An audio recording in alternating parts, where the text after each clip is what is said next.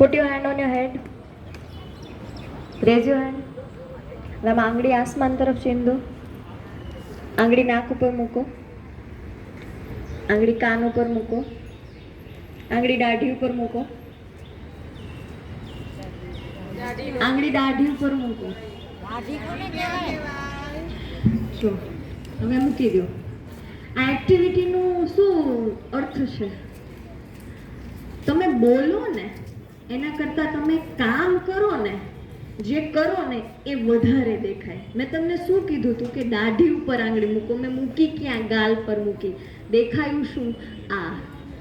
એમ તમે કામ કરશો, તમારા આચાર્યશ્રી કામ કરે છે ને એ આ શાળાની અંદર રિફ્લેક્ટ થાય છે. તમારા શિક્ષકો જે કાર્ય કરે છે ને એ શાળાની અને તમારી અંદર રિફ્લેક્ટ થાય છે. તમે જે વસ્તુ કરશો, તમે જે કામ કરશો ને એ આ દેશની અંદર રિફ્લેક્ટ થશે.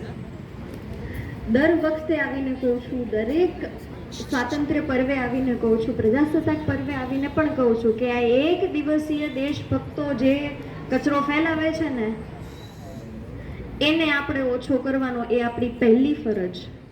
બીજી ફરજ, આપણે સારામાં સારું ભણતર લેવાનું.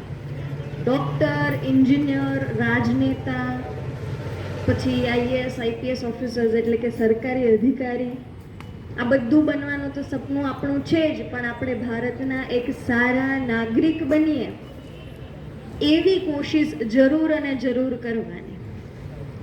અને છેલ્લે એટલું કહીને મારી વાત અહીંયા પૂરી કરીશ કે ફલક પકડ કે ઉઠો और हवा पकड़ के चलो, तुम चलो तो हिंदुस्तान चले, लगाओ हाथ की सूरज सुबह निकाला करे, हथेलियों में भरे धूप और उछाला करे, उफक पे पाँव रखो और अकड़ के चलो, तुम चलो तो हिंदुस्तान चले, फलक पकड़ के उठो, हवा पकड़ के चलो, तुम चलो तो हिंदुस्तान चले.